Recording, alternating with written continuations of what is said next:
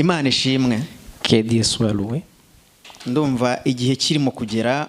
Je vois que les minutes courent vite, nous sommes vers la fin. Uyu ni umunsi wahariwe gusenga. Aujourd'hui, c'est la journée spéciale pour la prière.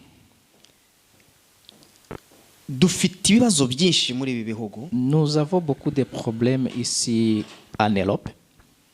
Nkuko nabibabwiye ibihugu tubuze humanité.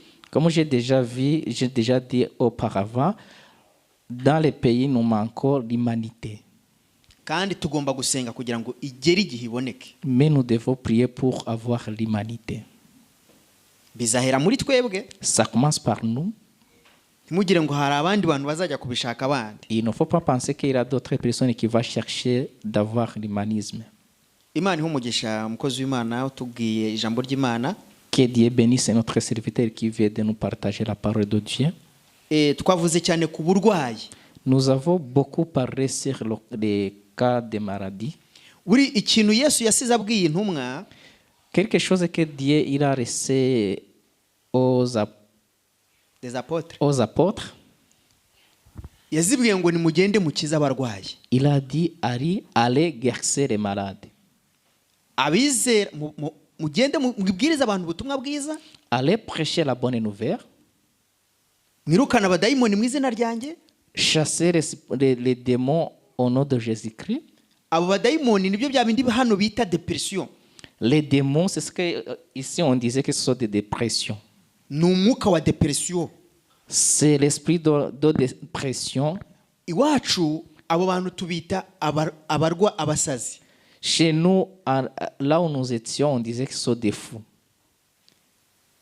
Hano babihaye izina ryiza ngo ni depression. Ici on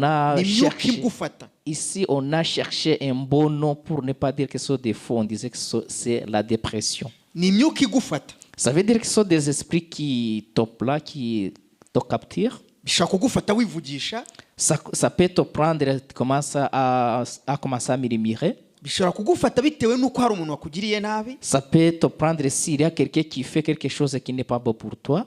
Au niveau du cerveau, ça commence à avoir des choses qui sont mélanges. Il y a des fois, il commence à avoir des choses. Alors il commence à parler sur les gens qui ont déjà décédé, qui n'est pas là. En d'autres termes, ce sont les démons. Il commence à communiquer avec les démons. Ces gens veulent être priés, ils veulent la prière. Il n'y a pas un médicament que tu peux donner pour être guéri ou pour être changé. Si on donne les médicaments, ça commence à affaiblir, ça commence à aggraver l'état de malade. Mais si on prie pour quelqu'un qui souffre de cette maladie, automatiquement il va guérir parce que les démons, les esprits vont sortir. Je vais vous donner un exemple qui se trouve dans la Bible. Nous allons ouvrir nos Bibles. Au moins pour être sûr et certain de ce que nous disons, ce n'est pas des choses qui viennent dans nos têtes, ce sont des choses qui viennent dans la parole. On va lire dans l'épître selon Marc, chapitre 9. Cyangwa se igice cya 9. Turasoma kwihuta gusa. Chapitre 9, Marc chapitre 9, on va lire très rapidement. On va commencer. C'est Marc chapitre. On va lire, moi je ne dois pas expliquer, on va lire vite. Marc chapitre 9, verset 23 jusqu'à 29. Que Dieu vous bénisse. Yesu aramubwira ati uvuze ngo niba mbishobora byose birashobokera uwizeye. Uwo mwanya se w'uwo mwana avuga cyane ati ndizeye nkiza kutizera. Yesu abonye iryo teraniro ry'abantu rimushikiye biruka acyaha dayimoni ati yewe dayimoni utavuga kandi utumva ndagutegetse muvemo ntukagaruke ukundi. Amen. Continue. 26. Oui. Arataka aramutigisa cyane amuvamo asiga umuhungu asa n'upfuye. Bituma benshi bavuga bati arapfuye. Continue. Yesu amufata ukuboko aramuhagurutsa arahagarara. Continue. Yinjiye mu nzu abigishwa be babonye ko biherereye baramubaza bati niki gitumye twebwe tutashoboye kumwirukana? Arabasubiza ati bene uwo ntavanwamo n'ikindi keretse gusenga no kwiyiriza ubusa. En français s'il vous plaît, 23 à 29. À 29. Jésus lui dit, si tu peux, tout est possible pour celui qui croit. Aussitôt le père de l'enfant s'écria, je crois, viens au secours de mon manque de foi. Jésus, voyant accourir la foule, rabroua l'esprit impur en lui disant, esprit muet et sourd, c'est moi qui te l'ordonne, sors de cet enfant et n'y rentre plus. Il sortit en poussant des cris et en le secouant très violemment. L'enfant devint comme mort, de sorte que la multitude le disait mort. Mais Jésus, le saisissant par la main, le réveilla et il se releva. Quand il fut rentré à la maison, ses disciples en privé se mirent à lui demander « Pourquoi n'avons-nous pas pu chasser le démon nous-mêmes » Il leur dit « Cette espèce-là ne peut sortir que par la prière. » Amen. Vous avez bien entendu l'objectif de la prière. Gusenga niko konyine kwirukana daimoni. Wiyirije ukareka kurya no kunywa. Niryo sengesho girukana abadaimoni. C'est la prière de la jeune qui fait sortir les démons. Hana bigishwa ngo bariherere bamaze ati ko twebwe twamwirukanye bikanga. Car les apôtres étaient à côté d'eux, les évangélistes, il a demandé pourquoi nous ça n'a pas marché. Ahita baha secret. Alors il a dévoilé, sur le 21e verset, il a dévoilé la secret, comment ça peut se faire. Quelque chose qui est très pire, qui est difficile pour les gens, c'est rester manger pour prier, abandonner nos repas, nos nourritures pour la prière. C'est ça ce qui nous rend très difficile.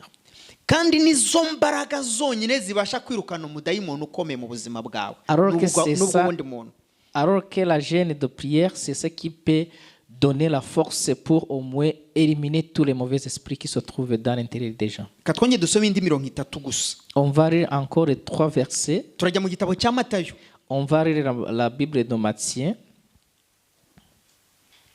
Matayo igice cya 10 chapitre 10. Matthieu chapitre 10. Turasoma duhere ku murongo wa 7. On va commencer sur le 7e verset. Tugeze ku murongo wa 9. 7e, 8e et 9e verset. Aha naho turasoma amagambo. Là aussi nous allons kumenya impamvu uyu munsi twasenze. Là aussi nous allons voir le message qui va nous montrer la raison de notre journée de prière. La raison de la prière, nous allons le trouver là.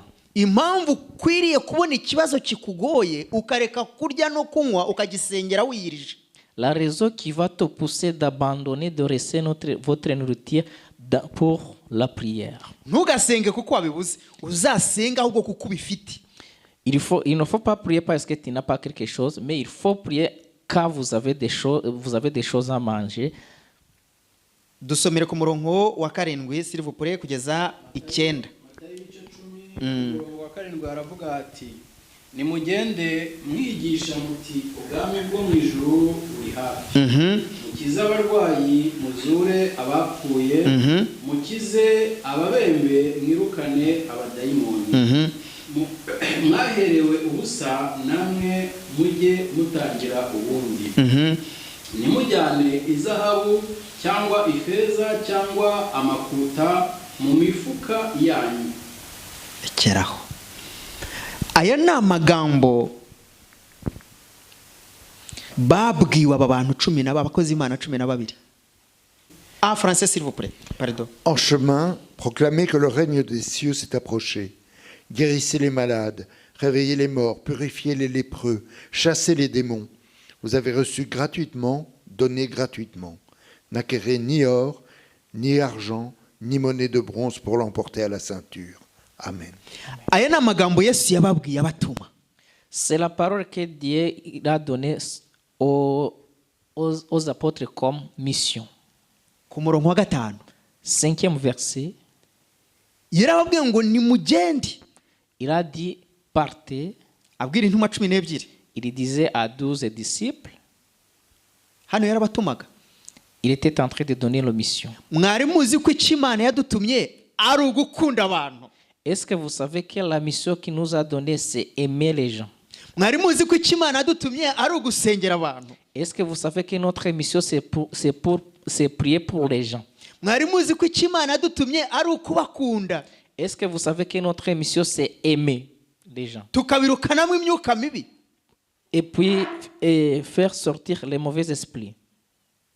Mu izina Au nom rya Yesu. de Jésus-Christ. Ntabwo ari mu izina rya pasteur prophète, no. Ce Mu n'est izina pas- rya Yesu. Ce n'est pas dans le nom du pasteur, ce n'est pas dans le nom du prophète, mais c'est dans le nom de Jésus-Christ. Nta feza zabo mugomba gutwara. Il ne faut pas demander de l'argent, de la richesse. Ngo baherewe ubuntu batangire ubundi. Ça veut dire que nous avons reçu par la grâce, il faut aussi donner par la grâce. Ariko uyu munsi ningusengera igitangaza kigakoreka ndagutegeka kuza gutanga ituro ry'ishimwe. Mais ce qui est le contraire actuellement, si je prie pour quelqu'un s'il a guéri, je dois vous obliger de donner une dîme ou une offrande. Hano Ici, ngo yaranababwiye ngo nabo ubwabo ntibagire ikintu batwara. il a dit même aux disciples de ne pas même porter quelque chose. Kugira ngo icyo Imana iza gukora kitaza kwitirirwa icyo bakoze. Pour dire qu'une fois Dieu va exaucer la prière, que la prière, ça soit pire, pas à cause des choses qui sont... Bitaza kubatera ubwibone. En d'autres termes, ça veut dire que s'il disait qu'il peut partir comme ça, c'est pour ne pas dire que Dieu a fait quelque chose parce que les disciples ils avaient quelque chose dans la poche. Ahari nibyo twakoze byatumye bikoreka. Peut-être les disciples peuvent dire que ce que j'ai fait, ce que j'ai utilisé, c'est ce qui a poussé d'avoir le miracle. Ngo ntibajyane izahabu cyangwa ifeza. C'est pour cette Ikintu raison, icyo ari cyo cyose. c'est pour cette raison que Jésus a dit aux disciples de marcher sans aucune autre chose. Wari uzi umuntu akorewe igitangaza. Est-ce que vous savez si quelqu'un manifeste un miracle? Ikintu cya mbere duhita dukora. Première chose qu'on fait, Ni ukujya gutanga ituro ry'ishimwe dushimira pasiteri wabikoze. c'est pour automatiquement tu dois aller donner l'offrande pour remercier le pasteur qui a... Ninde mu pasiteri ubyanga? Ubirofiza avuga ntabyo nshaka. Est-ce qu'il y a le pasteur que vous avez vu qu'il a refusé l'offrande? Ninde mu profete uvuga ngo ntabyo nkeneye? Est-ce que vous avez vu le prophète qui a dit moi je ne veux pas ça? Urabona ikintu tubura. C'est ça ce que nous manquons. Information spirituelle. Nous manquons des informations spirituelles. Nitugira information spirituelle tuzakora ibirenze n'ibyo Yesu yasize akoze. Niko ijambo ry'Imana rimbwiye. Si nous avons des informations spirituelles, nous allons accomplir des miracles même qui dépassent ce que Jésus a fait. C'est ça que la parole de Dieu me disait. Niyo mpamvu tugomba gusengera abarwayi. C'est pourquoi nous sommes obligés de prier pour les malades. Niyo mpamvu tugomba gusengera buri kintu cyose C'est pour cette raison qu'on doit prier pour chaque chose. kirwanya Imana n'umuntu w'Imana. Pour chaque chose qui combattre pour l'homme de Dieu ou Oui, kirwanya Imana n'umuntu w'Imana. on doit prier pour quelque chose qui combattre pour la personne de Dieu et la volonté divine. Ikirwanya Imana ni icyaha. Quelque chose qui combat notre Dieu, c'est le péché. Ikindi kirwanya umuntu ni icyaha. Quelqu'un qui combat contre l'homme, c'est le péché. Reka mbabwire nta muntu wanga undi. En vérité, personne ne doit pas haïr un autre. Non. Ahubwo Satani yiyitiriza njyewe kukwanga.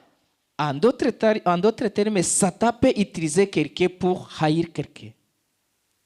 tukaba babiri Nous sommes deux, ariko ari imbaraga zinkoreyemo cyangwa Mais- zigukoreyemo. nous voyons que c'est quelqu'un alors que c'est notre esprit qui commence à utiliser l'un ou l'autre. Tugomba gusenga. Nous devons prier. Reka ndekeraho Imana ibahe umugisha. Laissez-moi m'arrêter par-ci. Usengere aho uri hose, usengere buri muntu wese uhura nawe, usengere buri muvandimwe, usengere umuvuza wawe, usengere umuryango wawe, usengere igihugu urimo, usengere igihugu cyawe. Il faut prier à tout moment pour toi, pour ta famille, pour les voisins. Là où tu es, partout, il faut prier. Imana ibahe umugisha. Que Dieu vous bénisse.